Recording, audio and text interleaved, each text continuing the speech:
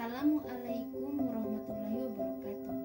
Perkenalkan, nama saya Indriati Kaida,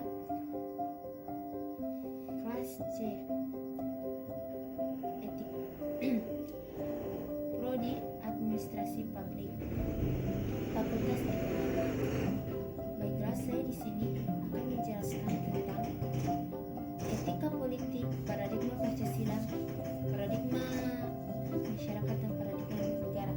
Etika politik adalah filsafat moral tentang dimensi politik kehidupan manusia atau cabang filsafat yang membahas prinsip-prinsip moralitas politik. Etika politik sebagai ilmu dan cabang filsafat lahir dari Yunani pada saat struktur politik tradisional mulai mabruk. Etika berasal dari bahasa Yunani yaitu ethos yang berarti kesediaan jiwa, akad ketersusilaan, atau dapat diartikan sebagai kumpulan peraturan tentang kesusilaan. Dengan kata lain, etika politik merupakan prinsip agar segera kalem atas hak untuk merata masyarakat dipertanggungjawabkan pada prinsip-prinsip moral dasar. Untuk itu, etika politik berusaha membantu masyarakat untuk mewajarkan ideologi negara yang luhur ke dalam realitas politik atau nata suseno. Pancasila sebagai paradigma. Dimaksudkan bahwa Pancasila sebagai sistem nilai, acuan kerangkaan, acuan pemikiran, pola acuan kerangkaan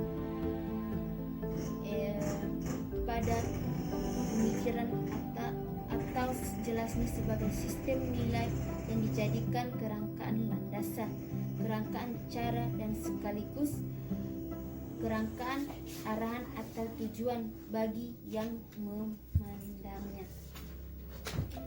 Pancasila sebagai paradigma mengembangkan sosial politik diartikan bahwa Pancasila bersifat sosial politik. Bangsa dalam cita-cita bersama yang ingin diwujudkan dengan menggunakan nilai-nilai Pancasila. Pancasila sebagai paradigma mengembangkan hukum dengan ditetapkannya Undang-Undang Dasar 1945 NKRI telah memiliki sebuah konstitusi yang di dalamnya terdapat pengaturan 3 kelompok materi, yaitu 1. Adanya perlindungan terhadap HAM, 2. Adanya susilaan ketatanegaraan negara yang mendasar, 3. Adanya pembagian dan pembatasan tugas-tugas ketatanegaraan yang dasar.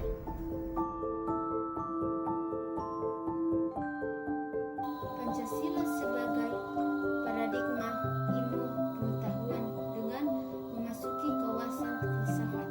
Ilmu pengetahuan yang diletakkan atas Pancasila sebagai paradigma perlu dipahami dasar dan arahan penerapannya, yaitu aspek ontologis, epistemologis, dan aksiologisnya. Pancasila sebagai paradigma mengembangkan kebudayaan bangsa. Paradigma baru dalam pembangunan nasional berupa paradigma pembangunan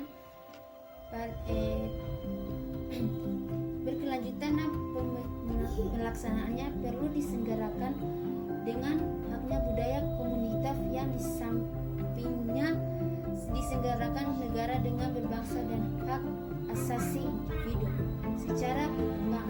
Pancasila sebagai paradigma pembangunan pertahanan. Tindakan ini senasib melaksanakan tugas negara dalam rangka memperdayaan kelembagaan nasional atas kesepakatan bangsa bersama sama komponen strategi bangsa lainnya sebagai bagian dari sistem nasional melalui pengaturan konstitusional.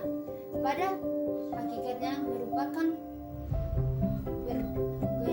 perdayaan bangsa.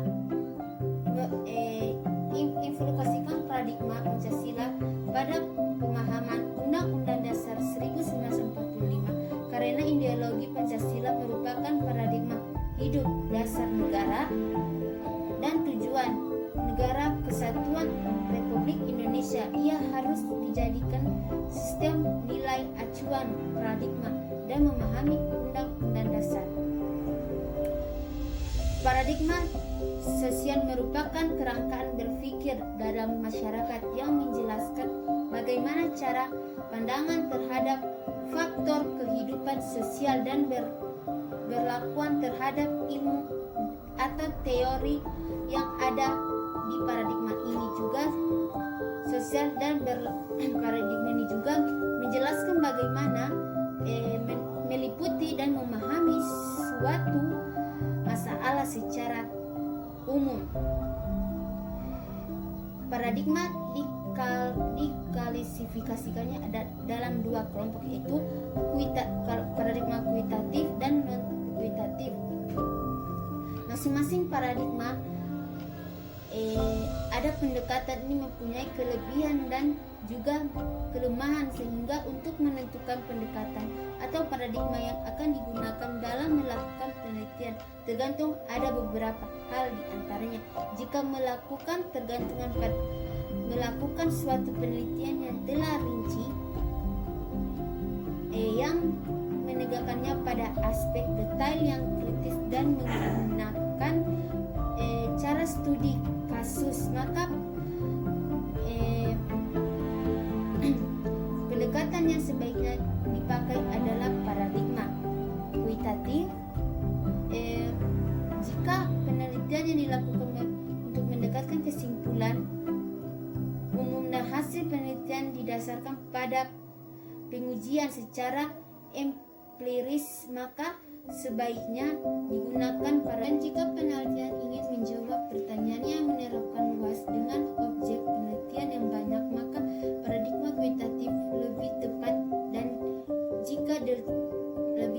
Dan jika penelitian ingin menjawab pertanyaan yang mendalam dan detail khususnya untuk satu penelitian saja, maka pendekatan naturalis lebih baik digunakan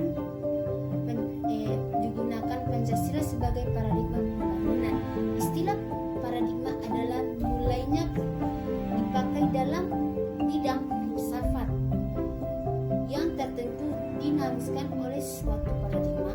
Paradigma adalah mendasar dari para ilmuwan tentang apa yang menjadi persoalan suatu cabang ilmu pengetahuan. Istilah paradigma makin lama makin berkembang, tidak hanya di bidang ilmu pengetahuan, tetapi pada bidang lain seperti bidang politik, hukum, sosial, dan ekonomi. Paradigma kemudian dikembangkan dalam pengertian sebagai kerangkaan pemikiran, kerangkaan bertindak, acuan, orientasi, sumber, tolak, atau pramater. Dijadikan paradigma berarti sesuatu itu dijadikan sebagai kerangkaan, acuan, tolak ukur, prater, arahan, dan tujuan dari sebuah kegiatan. Dengan demikian, paradigma menempati posisi tinggi dan terpenting dalam melaksanakan segala hal dalam kehidupan Pancasila. Paradigma sebagai pembangunan politik. Manusia Indonesia selaku warga negara harus ditempatkan sebagai subjek atau pelaku politik, bukan sekedar objek politik. Pancasila bertolak dari manusia sebagai subjek. Manusia mampu menetapkan kekuasaan tertinggi pada rakyat. Kekuasaan adalah dari rakyat dan oleh rakyat. Sistem politik Indonesia disesuaikan Pancasila sebagai paradigma adalah sistem politik demokratis, bukan sebagai paradigma. Paradigma adalah sistem politik bukan sebagai otoritas berdasarkan hal itu. Sistem Indonesia harus dikembangkan atas asas kerakyatan. Harus mengembangkan selanjutnya adalah sistem politik mengembangkan dasar pada asas-asas moral dan pada sila Pancasila. Oleh karena itu secara berurutan. Negara Republik Indonesia merupakan sebuah negara yang terbentuk republik dan merupakan salah satu negara kepulauan terbesar di dunia. Sebagai negara pasti memiliki suatu prinsip atau pedoman yang sangat fundamental dalam menjalankan kehidupan. Ketanegaraannya, Pancasila merupakan landasan fundamental bangsa Indonesia dalam menjalankan kehidupan bermasyarakat, berbangsa dan bernegara. Pancasila dijadikan sebagai suatu kerangkaan berpikir dalam mengambil suatu kebijakan pemerintahan untuk bangsa Indonesia. Pancasila sebagai hasil proses pemikiran yang dipandangi pada pendirian bangsa Indonesia. Para pendidik bangsa memiliki cita-cita dan tujuan untuk membangun bangsa Indonesia yang lebih maju ke depannya dan agar negara lain mampu bersaing dengan negara lain dan dunia. Negara hal ini berkaitannya dengan seperti bangsa Indonesia. Adapun kebangkitan Pancasila juga merupakan sekaligus dasar negara bangsa Indonesia. Umumnya banyak konflik dan internal Pancasila masuk bangsa dan dipertimbangkan. Dapat kita lihat aktivitas komponen masyarakat dan tertentu dan tentang paradigma sosial budaya atas dasar kepercayaan kepada Tuhan yang Maha Esa dan kehidupan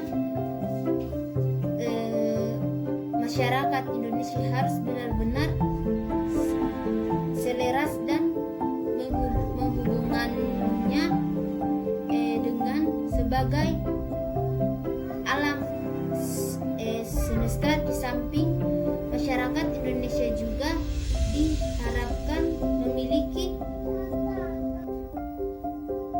dan bantalan sedangkan mempunyai jiwa yang dinamis dengan semangat gotong royong. Dengan demikian diharapkan masyarakat Indonesia dapat melanjutkan